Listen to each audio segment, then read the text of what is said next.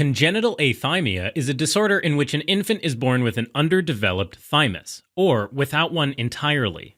This leads to a reduction in T cells in the blood and a significantly impaired immune system.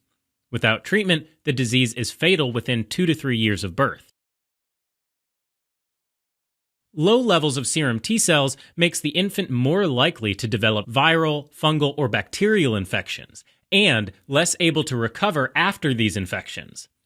This leads to frequent prolonged illness. Respiratory infections are common, as are opportunistic infections from microorganisms that typically cause only mild illness in people with a fully functioning immune system. Infants with congenital athymia may have a number of other health conditions as well. Congenital heart defects such as atrial septal defect or tricuspid atresia can occur in over half of infants with congenital athymia, and often require surgical repair. Hypoparathyroidism, a condition in which the parathyroid glands don't produce enough parathyroid hormone, occurs in most infants with congenital athymia.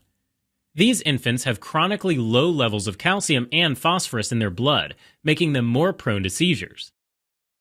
Another condition these infants may develop is immature cartilage in the larynx, called laryngomalacia.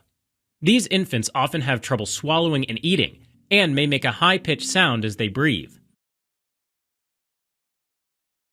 Most infants with congenital athymia have either chromosome 22q11.2 deletion syndrome, which results in many different health problems, or CHARGE syndrome, which stands for coloboma, congenital heart defects, choanal atresia, growth retardation, genital hypoplasia, and ear anomalies.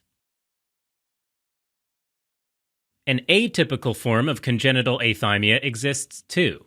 Just like in the typical form, the infant is significantly immunocompromised. But in the atypical form, the few T cells that are produced are never trained to differentiate between invading microorganisms and the body's own cells.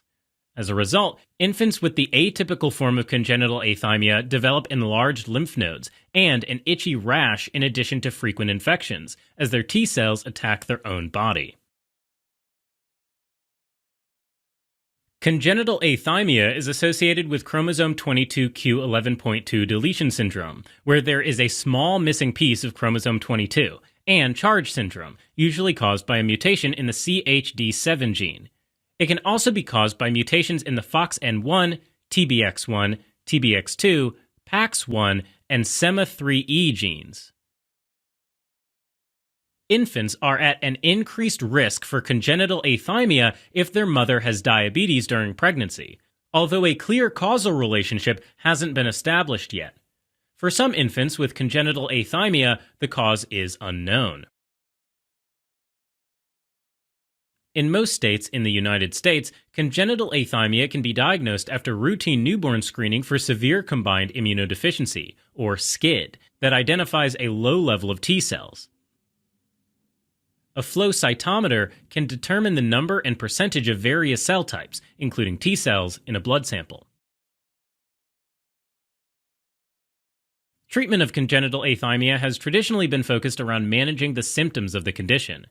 Antibiotics and antiviral medications are used to treat infections. Calcium and vitamin D3 are used to treat vitamin and mineral deficiencies, and a tracheostomy is inserted for patients with laryngomalacia. The use of cultured thymus tissue has now been approved by the FDA to treat pediatric patients with congenital athymia. It works like this. Infants who undergo heart surgery often need part of their thymus removed so the surgeon can gain access to the heart. Instead of discarding the removed thymus tissue, it is saved and sent to a lab. There, the tissue is cut into thin slices and stored in culture for 2 to 3 weeks. The slices are then sent to an operating room, where they're implanted into the quadriceps muscle of an infant with congenital athymia. The term implant is used instead of transplant because the thymus tissue is not transplanted directly from one infant to another. It first undergoes processing at a lab. Following the implant, and over the next 9 months, the thymus tissue develops T cells and restores the immune system of the infant. Alright, as a quick recap. Congenital athymia is a condition in which an infant is born with an underdeveloped or absent thymus. This impairs the infant's immune system, resulting in frequent infections as well as a deficiency of serum calcium and phosphate. Congenital athymia can be associated with 22q11.2 deletion syndrome or charge syndrome, or it can be caused by genetic mutations, but it may also occur without any clear cause. Diagnosis is made from blood tests showing low serum T cells and the infant's medical history. Until recently, treatment focused on managing the symptoms of the disease, but implanting healthy thymus tissue into the quadriceps of the infant has now been approved by the FDA as a viable treatment option.